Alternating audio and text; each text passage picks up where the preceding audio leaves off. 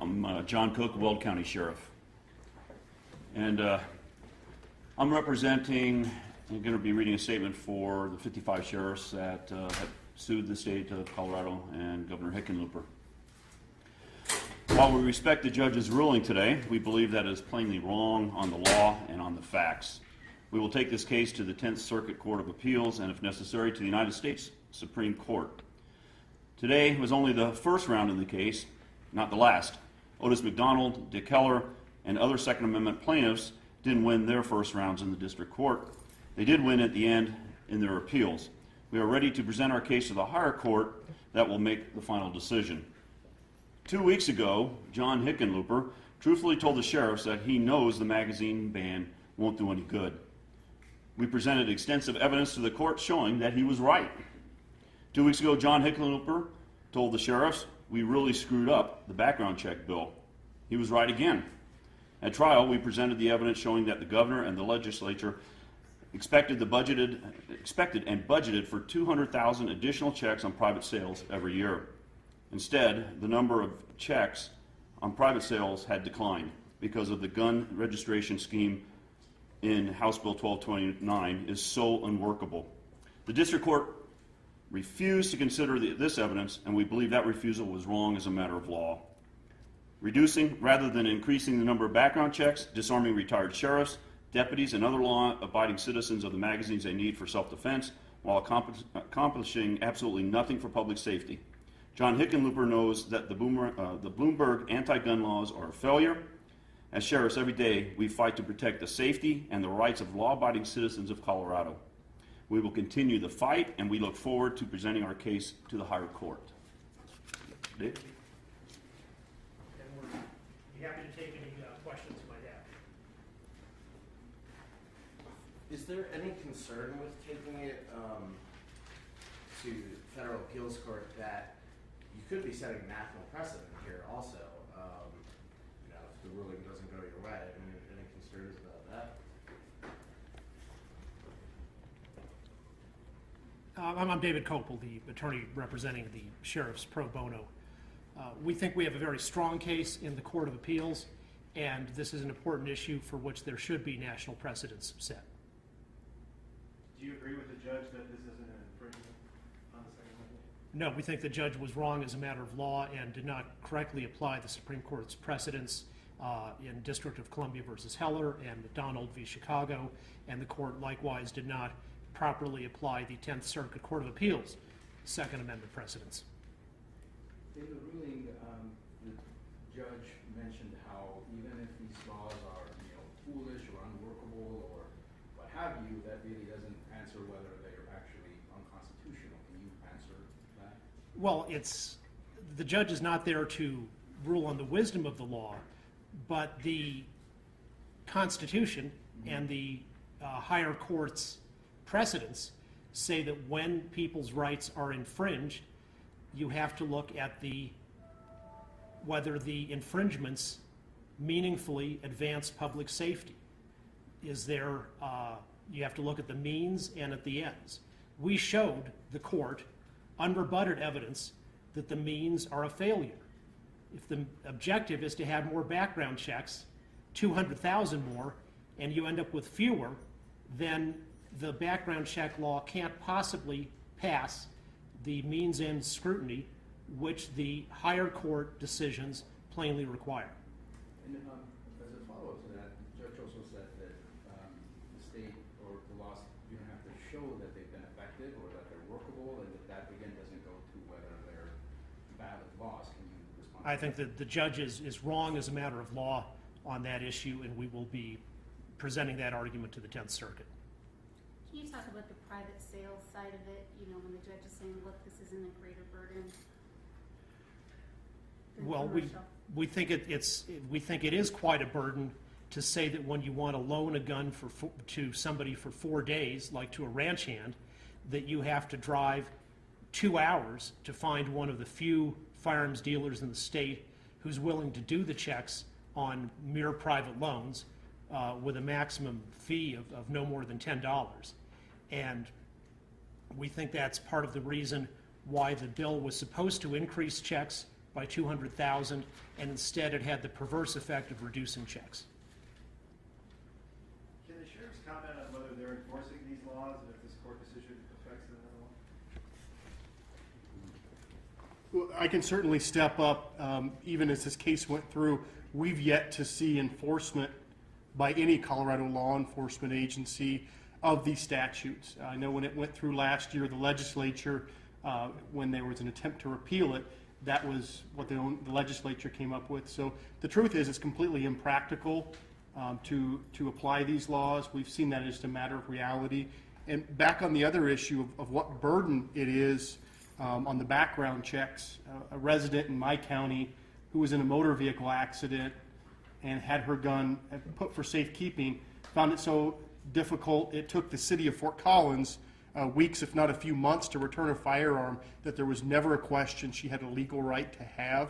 And that was an example. It did not come into this case because her unfortunate situation came up after the case had been heard by the judge. So for a practical matter, we've seen the city attorneys who should be experts unable to negotiate and navigate through this law. Sheriff, what is the greatest burden in when you say it's completely impractical to apply these laws? What's an example of that? Absolutely. Certainly, and the interesting part is depending on which John Hickenlooper you talk to at which point in time, you get different answers because the sheriffs, less than 2 weeks ago, heard him make an admission before the Colorado sheriffs that the portion of how we would identify a magazine as to when it was purchased was completely impractical. They're not stamped. They don't have a date that they came out. We don't know when somebody came in possession of those magazines. And the similar thing on the transfer of firearms. There is simply, we're not a regulatory agency. There's not a magic tracker on a firearm to know who possessed it at what point in time. So the realities of proving what point somebody possessed or owned or transferred are utterly impossible.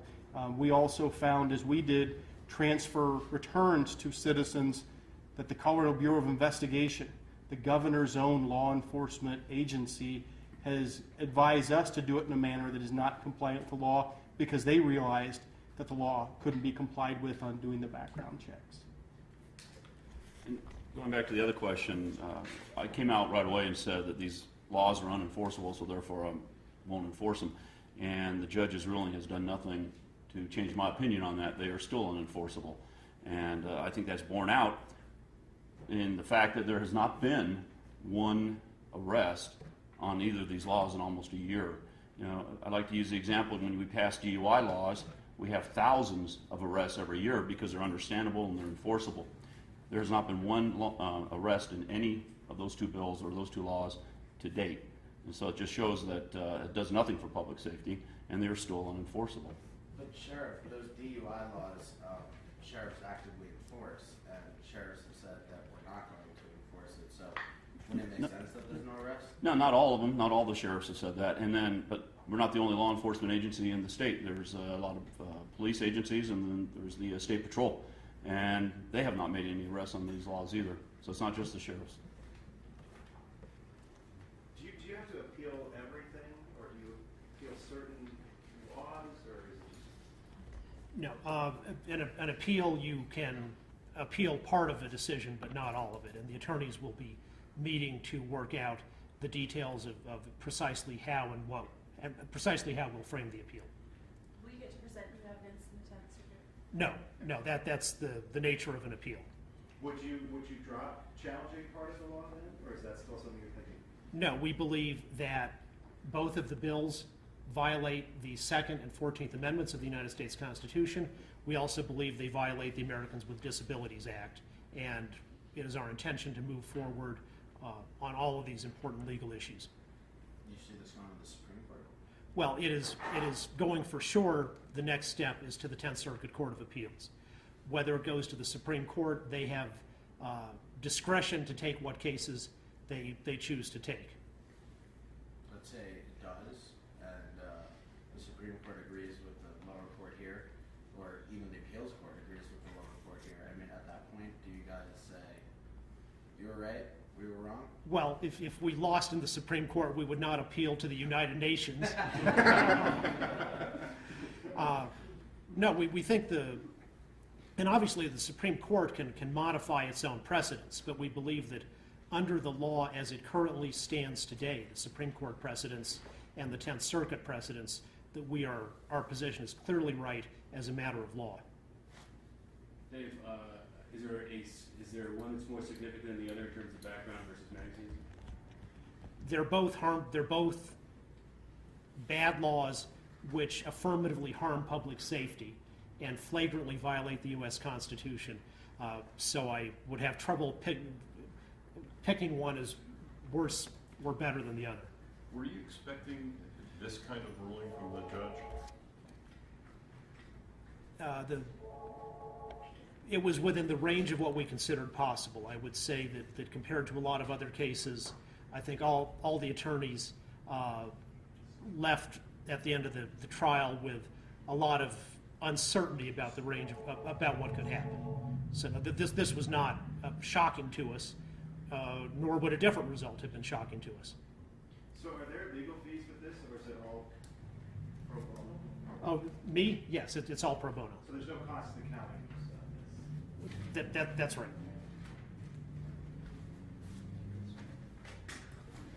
Are we all set? How did the sheriffs get here so fast? I'm sorry. And a word, has anybody has the Farm Bureau representative arrived? Good, come on up. It's time. We have now a statement from the Farm Bureau, which is also a plaintiff in the case. And to clarify, this is something that has confused a number of journalists. I represent the sheriffs and a retired police officer. There are over 20 other plaintiffs in the case with their own counsel, and which is not me. And one of them is the Colorado Farm Bureau. So, Thank you. Sorry about that. Traffic got me tied up. just give them your name. I'm Chad Forthman. I'm the Executive Vice President with Colorado Farm Bureau, CHADVORTHMANN. Colorado Farm Bureau is extremely disappointed in today's ruling. We believe this ruling upholds a regulation that is unfair and burdensome to the family farms and ranches of Colorado. Firearms are tools that are integral to everyday duties on the farm and ranch. We use and transfer firearms sometimes on a daily basis to protect our crops and livestock. A sweeping ban on magazines and an unworkable system of background checks for temporary transfers and private sales of firearms places an unconstitutional burden on our farmers and ranchers in Colorado. We remain committed to defending the Second Amendment rights and the ability of Coloradans to possess and use firearms. Over the next few weeks, we will carefully evaluate and analyze the decision for a potential appeal. You taking a question? Yeah. Question. When you make an appeal, will it be everyone, like all the parties appealing, or could it be just some and not others? I would say it's as a matter of civil procedure, it is possible that only some do it. I would also say that all along, all of the plaintiffs represented by 5 different sets of counsel were expecting this case to go to the 10th Circuit and litigating with that expectation. It started with 55 sheriffs. Some of the sheriffs were ruled not to have standing. Correct. Where are you now? How many are left remaining on the lawsuit? And of course, that's also a potential issue for appeal, is that ruling from November about the sheriffs standing in their official capacity. As of the moment, the court in December ruled that sheriffs who were term limited and therefore retiring by the date certain in January 2015 had standing in their individual capacity as American citizens. And so there are currently 10 individual citizen sheriff plaintiffs in the case. But throughout this case, all of the sheriffs who started off in this case have been represented by me, fully informed about what's going on, and actively participating. This is a question you can generally never answer, but I'll ask it anyway. Timeline on appeal. I believe July 28th is the deadline to file a notice of appeal with the 10th Circuit Court of Appeals. And from there it goes forward, and there's a briefing schedule, and then the court hears an oral argument when it's ready to do so. That's on the court schedule, I do that. Yeah. How significant was that initial ruling from the court regarding the standing of the sheriffs? Did that play a role in the case? Well, it certainly played a role in preventing us from providing the evidence about how much these bills harm law enforcement. These bills make it a crime for a sheriff to give a rifle from the sheriff's armory to a deputy who's going out on patrol. These bills make it a crime for a sheriff to return stolen property to the rightful owner. These bills drastically impede the practical ability of sheriffs and their deputies to get the magazines they need for their own official duties.